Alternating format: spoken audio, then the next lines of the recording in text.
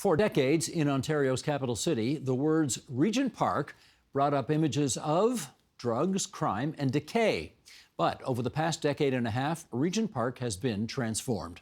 Mitchell Cohen is president and CEO of the Daniels Corporation, which led much of the regeneration of Regent Park. He chronicles that journey in a new book called Rhythms of Change, Reflections on the Regent Park Revitalization. And he joins us now here in the studio. Mitchell, it's good to see you again. Nice to see you, Steve. Describe the old Regent Park for us. The old Regent Park was built in the 1940s and early 50s, and it was built under this philosophy called Garden City, which was a philosophy that came from the United Kingdom. The idea was, how do you make kids safe in a community? You take out the streets. That was the concept. Create these gardens where kids would be able to play safely within an urban environment. No streets going through. And the buildings facing each other as opposed to the courtyard buildings that sort of enclosed and faced each other rather than the outside world. So the buildings were, by nature of design, and the community by nature of design, cut off this 69-acre neighborhood in the heart of the city. Cut it off from the rest of the city. That was the design. And obviously they didn't design it in order to be terrible. They designed it thinking that that would work, but what was the practical effect of all of that? The practical effect was dislocation, was this isolation, because truly it was disconnected from the rest of the city, inward looking. And the challenge really is that successive levels of government failed to maintain the buildings. It was built by the federal government in the 40s and 50s. Subsequently, they downloaded ownership to the province. Province downloaded to the municipality in the early 2000s. But over those decades, there was very little maintenance. With little maintenance, the buildings decayed. And when the landlord doesn't care, and the landlord doesn't do any investment in the community very just naturally begins to deteriorate. It became a haven for guns, for gangs, for drugs. It did. How did that happen?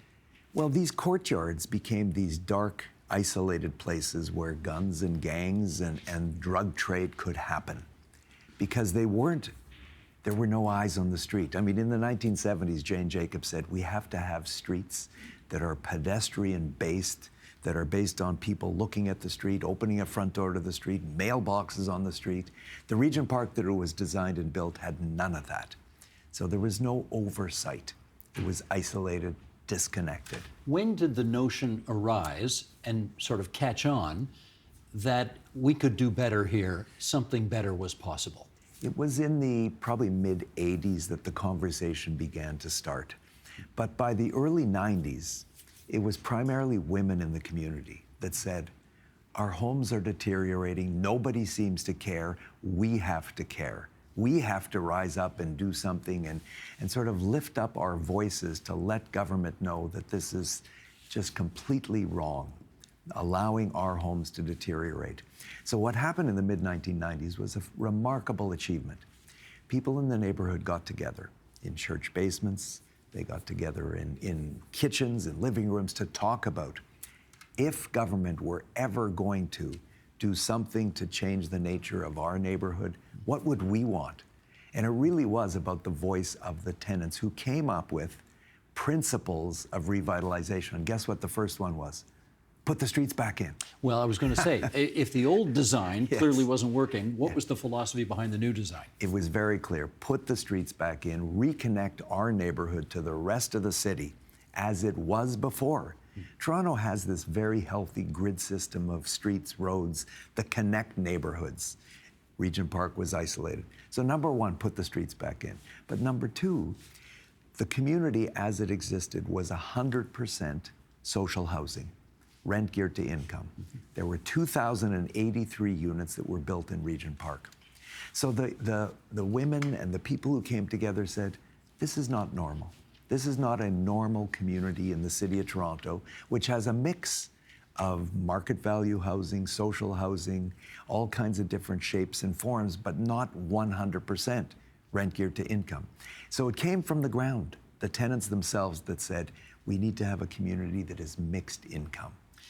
Okay, this is going to be a bit of a weird question, but you've got to have a certain amount of chutzpah to think that Regent Park, with the reputation it had, would somehow be a magnet for people from outside the community who would be prepared to spend market rate dollars to buy units there. Who had that kind of chutzpah? Well, I guess you could say we did. Who's we? Well, it's the Daniels Corporation. It's our team at Daniels. You know, my background, Steve, is in affordable housing. You know, I would develop... You're a hippie from Montreal in the 60s. You got it. Yeah. In the early 70s, when the federal government created a nonprofit housing program, a national housing strategy in 1973, I was working for the YMCA as a community worker in a very low-income community, same vintage exactly as Regent Park, in fact. And the tenants there were being booted out. They were given notices, 30 days to get out of their homes. And that triggered my entire trajectory in terms of my career and my life, which was experiencing at that moment the vulnerability of those tenants who had 30 days in order to find a new apartment somewhere in Montreal when the vacancy rate was less than 1%. So that really started my work to find pathways by which tenants can take control of their lives. I guess one of the first things you had to think about was, if you're going to redevelop Regent Park, do you want to keep a name that, for so many people, is associated with toxicity? Yeah. You obviously decided to do that. How come? What a hugely important question. When we started the process with Toronto Community Housing, they had consultants that came to them and said, you know, if you want to do this and you want to be successful, you have to change the name because no one will buy a condominium in Regent Park. It's too scary. So that was the recommendation that came from outside consultants. Fortunately, Toronto Community Housing, you know, after embracing us as their partner, said, what do you guys think? And we said, listen, it is absolutely essential that the name be kept. We have to honor the past. We're going to transform, we're going to work together with tenants in the community, but to erase not only their homes and buildings and parks where they hung out, but to erase the name, that will never fly. So we said very clearly, Regent Park is Regent Park. We have to build on the strength of the women and the people in the neighborhood who always had a spirit of community. We have to build on that, not erase it. As you've already pointed out, Toronto Community Housing Corporation has not had the greatest reputation from time immemorial. What was it like to deal with them? It was really brilliant in the first number of years because they had an ethos that they were going to listen to community. And it was that concept of listening that led to this partnership-based approach. So we became a partner with Toronto Community Housing in 2006. But truly, it was a three-way partnership because the voice of the residents were part of that dialogue, that conversation about how to go forward. Now, politics got in the way in 2010.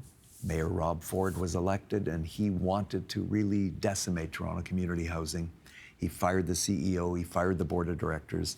That was a challenging moment and actually led, Steve, to a number of challenges over the next many years, because there has been a lot of CEOs at Toronto Community Housing.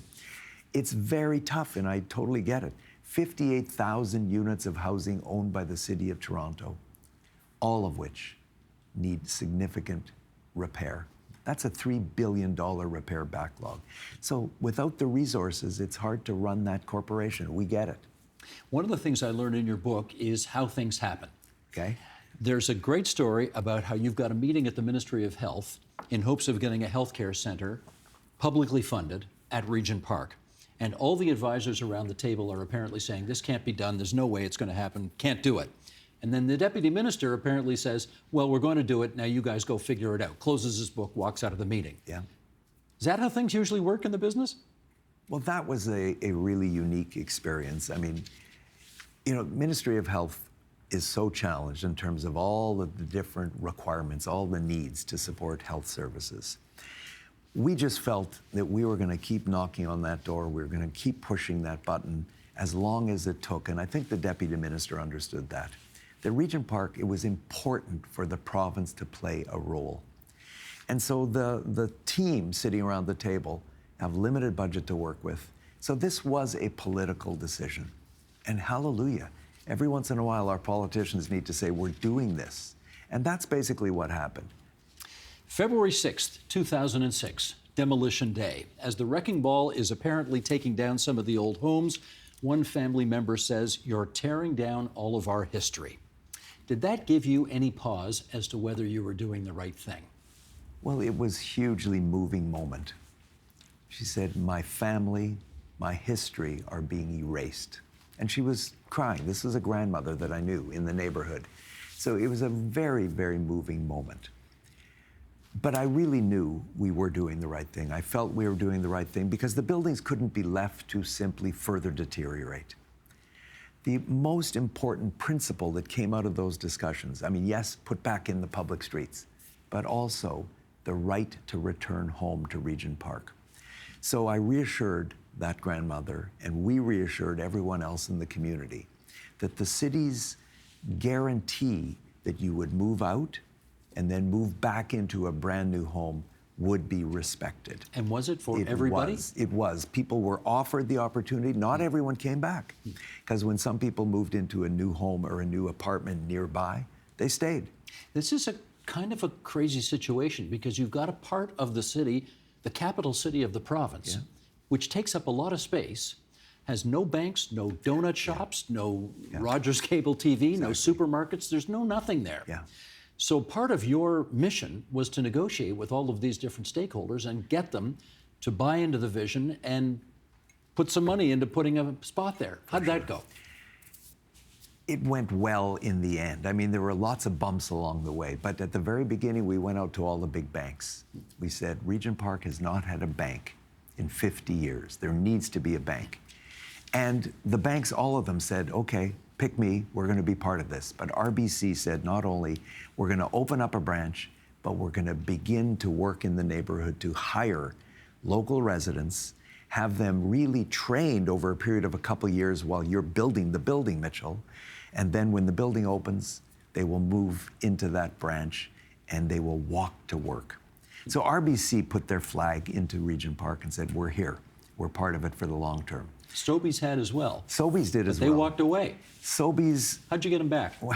It was quite a process. I mean, Sobeys committed to be in Regent Park with a 27,000 square foot supermarket, which was phenomenal, because there wasn't anywhere to buy food in Regent Park. Regent Park was actually known as this food desert, no food available. So we knew going in that finding a supermarket was hugely important to success.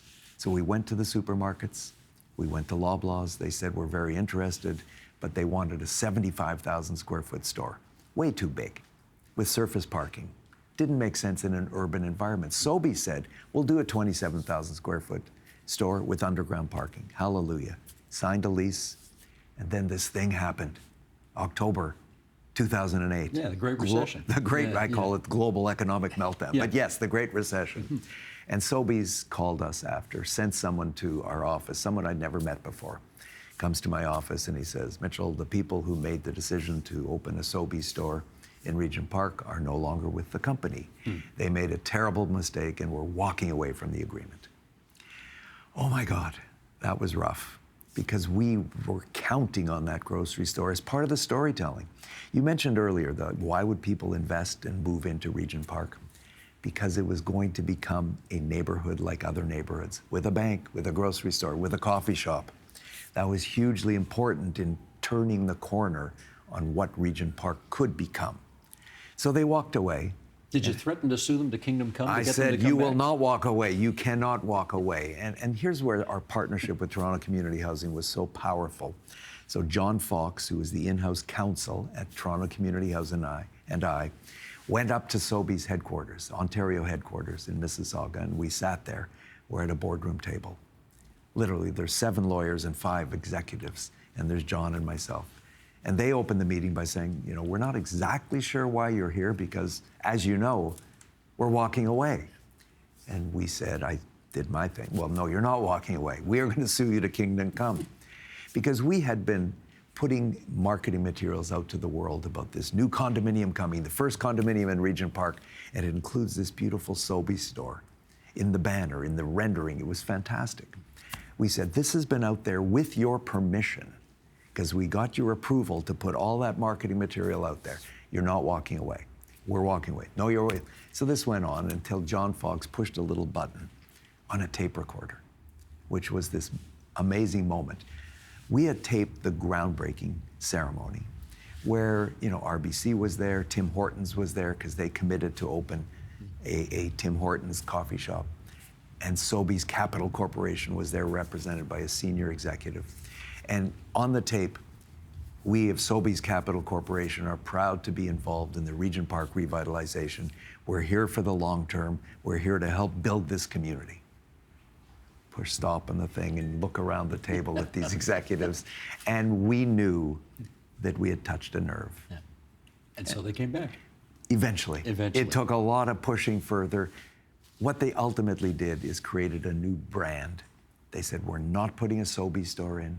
We're going to put in a Price Chopper. And we said, you're not putting in a Price Chopper. What did they eventually agree on? Freshco. Freshco, right.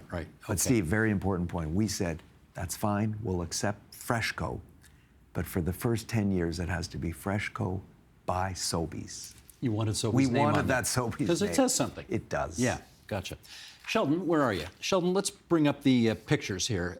We're going to scroll through some shots of Regent Park because, well, a lot's happened in the, what is it, a decade and a half that you've been involved in this thing? Yeah. So as we scroll through these pictures here, what do you think all of this says about Regent Park today? It says a lot. It says that if one is looking at these photographs of real buildings, these are actual buildings that are built, you can't tell which is social housing, which is market housing, which is market rental, which is condominium. It's impossible to tell, and that was one of the goals, is to ensure that, oh my God, there's the social housing and, completely different, completely, standing out as rent geared to income. So that was important. But I think the other thing, and it's hard to sort of understand it from these individual photographs, it's how the buildings work together. It's a composition. 69 acres is a huge piece of land, and right now today, 53 of those 69 are pretty much complete. What's important is how the buildings relate to each other. Most important, how the streets relate to each other. The streets connect, not only within the community, but connect to the rest of the city, which was this correction of that design flaw from the Garden City. Is the Regent Park experience unique to that part of the city, or is the philosophy behind it exportable? Absolutely, totally exportable. Is it happening? It is happening. I mean, Toronto Community Housing itself is taking the lessons learned on the road to Lawrence Heights, to Alexandra Park, to other communities. But in addition, United Nations Habitat has embraced what has happened in Regent Park and has set up in Regent Park the World Urban Pavilion, which is what they refer to a global knowledge exchange hub. A place that will take the lessons learned in Regent Park, project them around the world, but also gather lessons from other communities, study them, understand them, and then create this opportunity for people to share information about best practices in city building. I want to ask you about what I think might have been a part of this journey that put a bad taste in your mouth. And that was, after doing all of the work on behalf of Daniels Corporation to get this thing, the first few phases going, clearly the city said, well, this is actually working pretty well. Now we want you to have to bid against other developers to do the future phases. And you didn't win some of those future bets. We didn't. How ticked off were you about that? I was extremely ticked off. Our entire team felt we had put so much love, investment, resources into the evolution of this community. And again, it dates back to when the Mayor Ford, terminated Toronto Community Housing's team, at the same time moved to terminate our contract. We had a contract for all phases. That was terminated by Mayor Ford. John Tory is elected. He had an opportunity to reinstate the contract, but chose not to. So the city chose to go to tender. We put forward in our proposal for the last two phases, guess what? A partnership-based approach, which is what we had done in the early days. That is what has created the success of Regent Park. And that's what we're talking to other municipalities about today. The way to achieve this kind of success, these kind of outcomes on complex, long-term community development projects like this is by partnership. Mitchell, in our last minute here, I want to read a quote from the book and then come out of it with a question. Sheldon, bring this graphic up if you would. Here's Mitchell Cohen writing in Rhythms of Change. Our goal was to change the dial on how Regent Park was perceived within the broader city, as well as how residents viewed themselves. And the question is, have you achieved that? We have. The city now flocks to Regent Park for all kinds of things. Regent Park has become a destination for great food, for music, for theater, for arts within Daniel's Spectrum, a cultural hub. Regent Park Aquatic Center is again a destination for people. Regent Park Athletic Grounds. All of these are building blocks that are physical infrastructure that supports the creation of a healthy social infrastructure. And through that process, residents of the neighborhood have got this tremendous strength and tremendous awareness of what they have achieved. This is their achievement more than anything else. That's Mitchell Cohen. His book is called Rhythms of Change, Reflections on the Regent Park Revitalization. And it ain't over yet. Mitchell, thank you for coming in. Thank you, Steve.